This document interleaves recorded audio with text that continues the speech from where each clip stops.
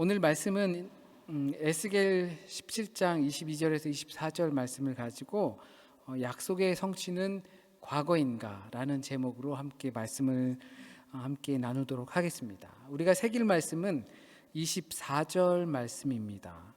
들의 모든 나무가 나 여호와는 높은 나무를 낮추고 낮은 나무를 높이며 푸른 나무를 말리고 마른 나무를 무성하게 하는 줄 알리라.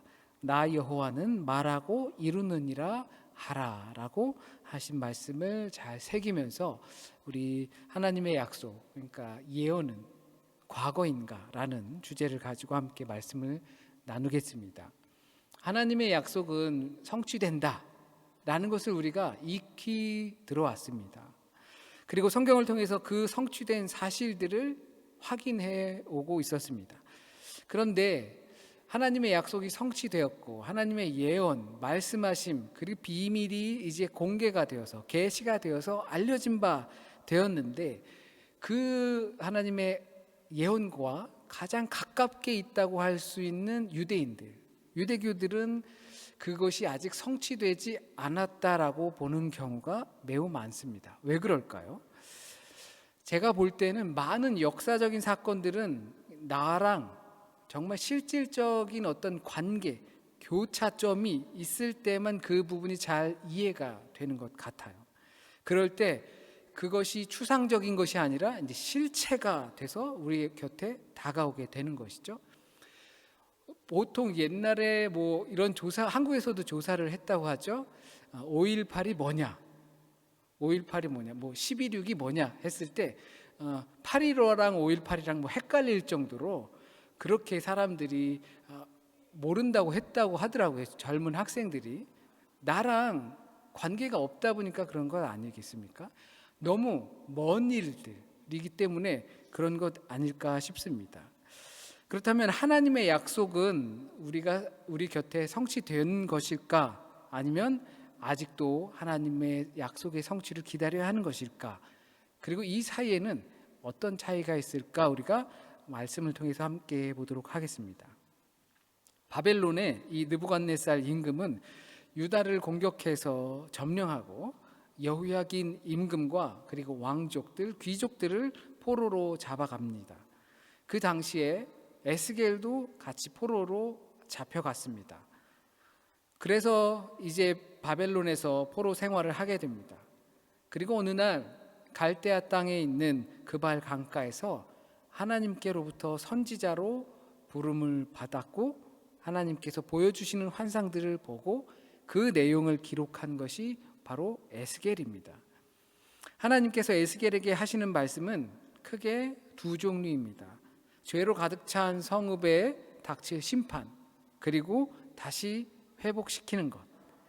그런 주제, 전체적인 주제를 전하고 있지만 그 전하는 내용면에서 환상을 본 것들이 많이 섞여 있기 때문에 그것을 다소 직접적으로 이해하기는 어려운 면이 있습니다. 상징이 많이 담겨 있는 거죠. 그래도 다니엘서나 이런 것보다 조금 나은 것은 에스겔은 네가 이거 알아먹겠니? 하면 솔직하게 제가 솔직히 못 알아먹겠습니다 하면 하나님께서 다시 풀어주는 장면이 나오는 게 바로 에스겔입니다. 그래도 환상이 많이 섞여 있기 때문에 그것을 정말 이 예언의 성취가 이 시대인가 아니면 저 사람인가 라는 것을 구분하기는 쉽지 않습니다. 그 중에서도 오늘은 백향목 비유를 들고 있습니다. 백향목 하면 솔로몬 성전이 대번에 생각납니다. 특히 레바논의 백향목이라고 부릅니다. 레바논이라는 나라의 국기를 보셨는지 모르겠습니다. 한국에서 방금 전에 그 월드컵 2차 예선을 레바논이랑 대한민국이랑 했다고 그래요. 국기를 보게 되면 빨간색이 아래 위로 있고 하얀색 바탕 정중앙에 소나무같이 생긴 게 하나 있습니다. 그것이 레바논의 백향목입니다. 그만큼 특산물이고 아주 레바논의 대표적인 상징이라고 볼 수 있습니다. 이 나무는 굵고 또 곧고 무겁고 높이 자란다고 합니다. 특히나 매우 높은 지대에서 자라기 때문에 나무가 단단하다고 합니다. 그래서 어쩌면 건축 자재로 사용되기 알맞은 걸지도 모르겠습니다. 그래서 솔로몬은 이것을 성전을 건축할 때 사용했습니다. 이런 백향목은 번영과 힘을 상징하기도 하고 그 보여주는 자태 때문에 쉽게 사용할 수 없다는 것을 고려했을 때 높고 곧게 뻗어나가며 뿌리를 튼튼하게 내린 이 나무가 개인 또는 그 민족의 도덕적 성품을 묘사하기 위한 하나의 은유적인 것으로 적당하게 사용되었습니다. 그리고 가지를 길게 뻗기 때문에 오늘 말씀에 나온 것처럼 그늘을 크게 형성해서 그 그늘 아래서 쉬기 딱이라고 합니다. 그런 나무를 상징으로 삼으셔서 하나님께서 이스라엘의 운명을 이야기하십니다. 예레미야를 통해서 하나님께서는 바벨론을 잘 섬겨야 한다고 전했습니다. 남쪽에서 이제 북쪽이 망하고 남쪽에서 있으면서 예레미야는 바벨론을 섬겨야 한다, 바벨론을 편으로 삼아야 한다라고 선포를 했습니다. 그런데 오늘 본문 17장 12절 본문을 보게 되면 시드기야가 바벨론을 배반했다라고 표현을 합니다. 친바벨론이었던 것입니다. 그렇기 때문에 너희 유다가 망하게 될 것이다 라고 이야기하는 것이죠. 바벨론을 잘 섬겨야 하는데 그렇지 못했기 때문에 이 유다가 망하게 될 것이라는 겁니다. 이 소식을 에스겔은 바벨론에서 듣게 되는 것입니다. 1장에서 그 갈대아 그발 강가에서 이 소식을 듣게 되는 것이죠. 그리고 하나님께서 백향목 꼭대기에서 높은 가지를 꺾어서 심겠다고 하십니다. 그것 세 가지의 끝에 있는 연한 가지라고 이야기합니다.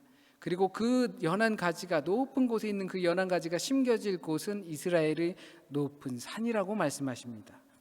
에스겔에게서 하신 이 예언의 말씀, 포로로 잡혀와 본향을 그리워하던 이들에게 들려주신 이 하나님의 약속의 말씀, 언약, 예언, 계획, 이것은 과연 성취되었을까요? 백향목은 말씀드린 대로 높은 고지대에서 자란다고 합니다. 해발 1700, 2000, 2500m 뭐 이렇게 높은 데서 자란다고 합니다. 우리 남한에서 그러니까 설악산에 제가 올라가서 대청봉 꼭대기에서 봤을 때 해발 1708m라고 비석을 하나 세워놨어요. 그러니까 거기도 올라가기 어마어마 힘들고 그랬는데 해발 2000m, 2500m 되면 어마어마하게 높은 곳에서 자라는 나무죠.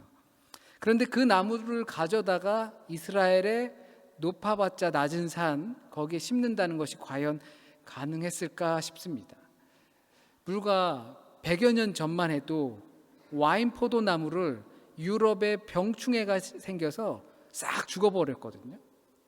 그래서 그것을 이 유럽산 이 와인 나무를 호주나 미국이나 이런 데 심으려다가 그 병충해 때문에 다 죽어버리는 경우가 되게 많았는데 뭘 발견했대요. 그래서 그 병충해를 잡는 것을 발견해서 간신히 그런 데 자리를 잡았다고 합니다. 불과 과학이 많이 발달한 그 시기에도 그 나무를 옮겨다가 심는 것 자체가 환경이 다르고 고도가 다르기 때문에 어려웠는데 그 높은 곳에 있는 나무를 가지고 이스라엘에다가 심는다는 것이 과연 가능했을까? 무슨 생각으로 이러한 환상을 하나님께서 보여주셨을까라는 생각을 해봅니다. 물론 이것은 하나님께서 나는 말하고 이루느니라 라고 하신 것처럼 너희의 생각에는 이것이 불가능해 보일지 모르겠지만 불가능한 것이니까 내가 한다. 마치 아브라함에게 90살이 넘어서 그 애가 아들이 생길 것처럼 너희에겐 불가능하지만 나에겐 가능하다라고 하는 것을 보여주시는 것처럼 그 약속의 맥락에 있기 때문에 우린 믿을 수가 있습니다. 그래서 나는 말한다 그리고 이룬다라고 하십니다. 한 입으로 두 말하지 않겠다. 그처럼 하나님의 약속은 불가능해 보일지 몰라도 분명 그렇게 된다는 것입니다. 그렇게 된다라는 이 하나님의 약속, 예언, 이것이 성취되었을까요? 예언이라는 것이 언제 성취되는 것인지 참 애매한 게 사실입니다. 시대적으로 구분한다면 어느 시대에는 그 약속의 말씀이 성취된 것으로 보이고 어느 시대에선 아직 성취되지 않은 것이기도 합니다. 관점에 따라서도 차이를 갖고 있습니다. 누구의 입장이냐에 따라서도 차이를 갖고 있습니다. 이스라엘이 이 말씀을 들었을 때 어쩌면 아직 성취되지 않았다고 볼 수도 있고 그리고 이 시기, 포로 시기가 지난 후에 어쩌면 성취된 것으로 생각했을 수도 있습니다. 마치 포로로 간 그 이민자들을 그 레바논처럼 생각해서 다시 데리고 와서 이스라엘 땅에 심는 것처럼 그렇게 생각해서 이 에스겔의 예언이 포로로 돌아온 것으로 성취됐다라고 볼 수도 있습니다. 시기와 입장의 차이에 따라서 하나님의 예언의 말씀이 성취됐는가 또는 그렇지 않는가라고 볼 수 있는 것이죠. 우리가 볼 때도 그렇습니다. 하나님께서 예언의 말씀을 에스겔에게 풀어주셨지만 여전히 불투명한 것은 사실입니다.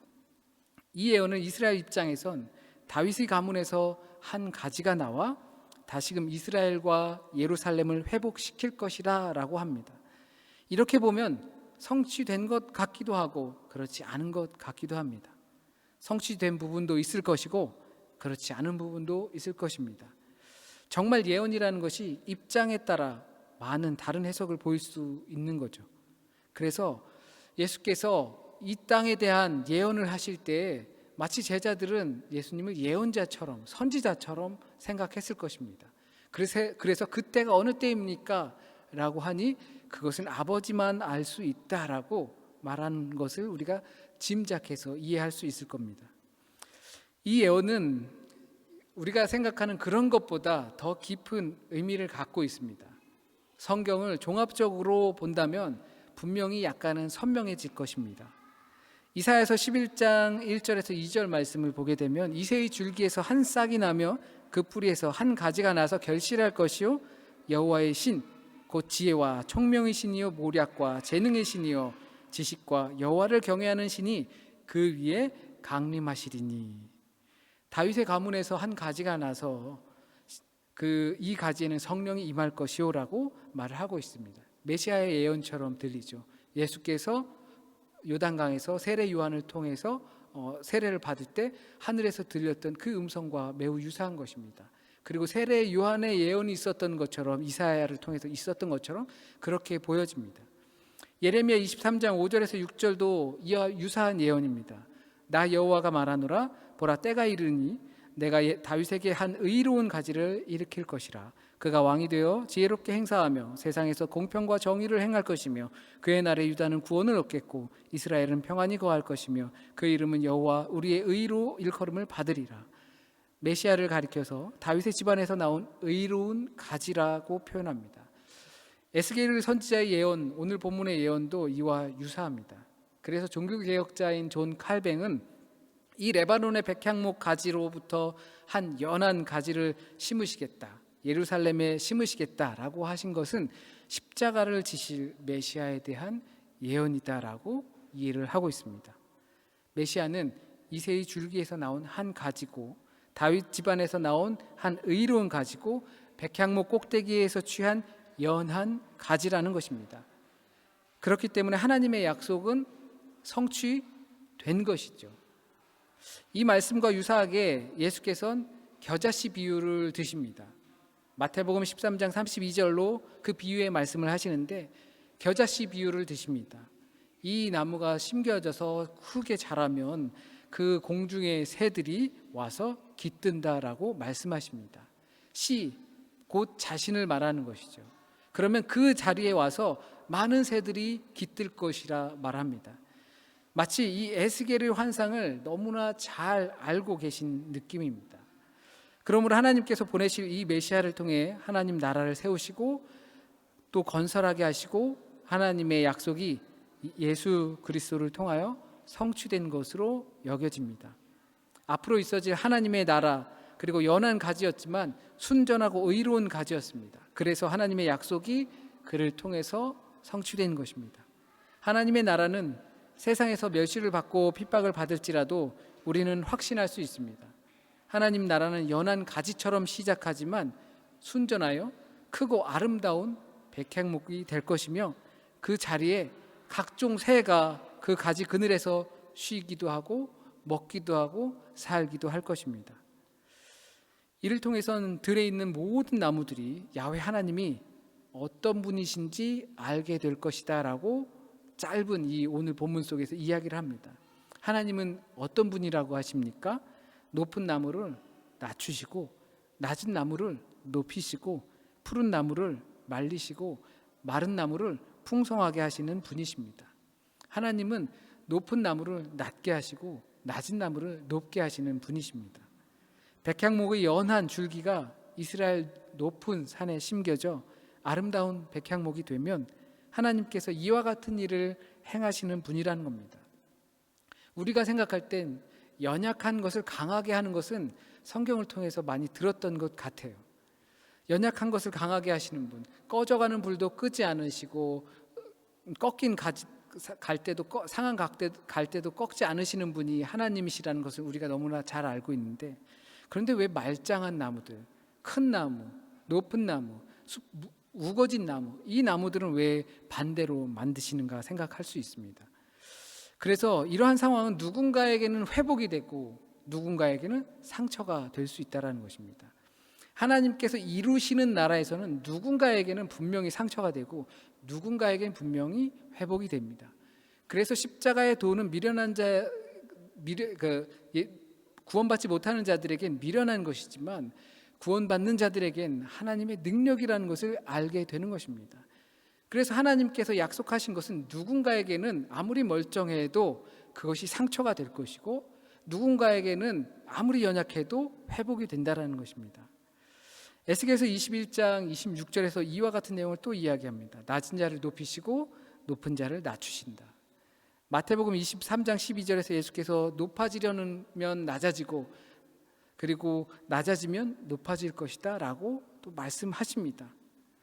그러니까 가만히 잘 있는 나무를, 좋은 나무를, 멀쩡한 나무를 갖다 그렇게 하신다는 것이 아닙니다.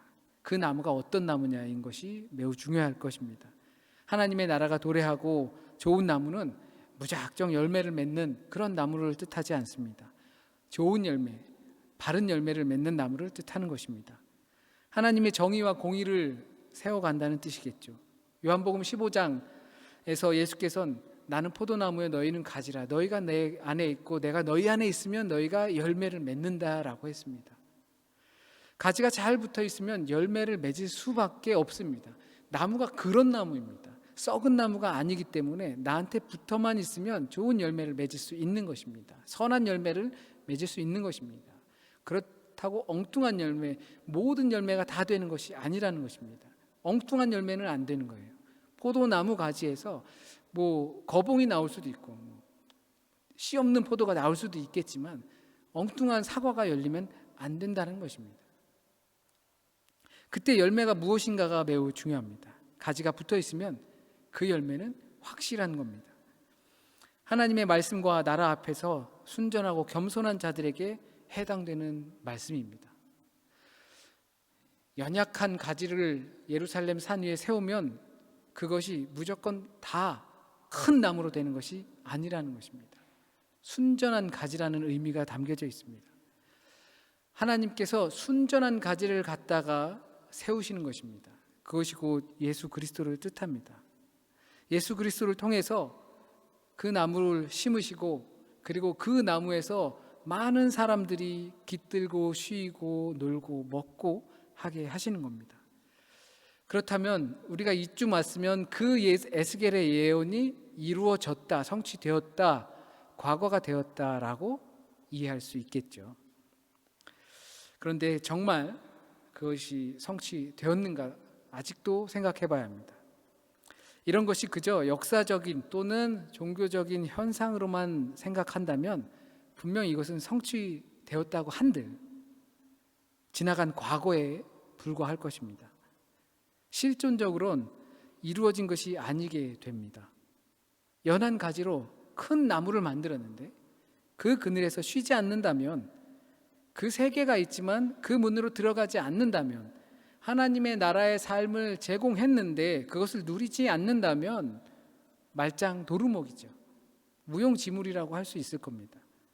상관이 없다면, 내가 그것을 누리지 못한다면 나랑 전혀 상관없는 일이 되고 말 것입니다. 요즘 그 전자상가 쪽 이렇게 보니까 코로나 때문에 그쪽을 많이 이용하니까 안개보트 많이 하더라고요. 막 세일 막 하고 막 그렇더라고요. 근데 내가 관심을 가지면 거기 자꾸 뉴스가 나오니까 막 이렇게 솔깃솔깃 하잖아요. 근데 관심이 없으면 뭔 소식이 있는지도 모를 거예요. 그 말은 제가 조금 관심이 있다는 뜻이 되겠죠. 그런데 이 하나님의 나라를 조성해 놨어요.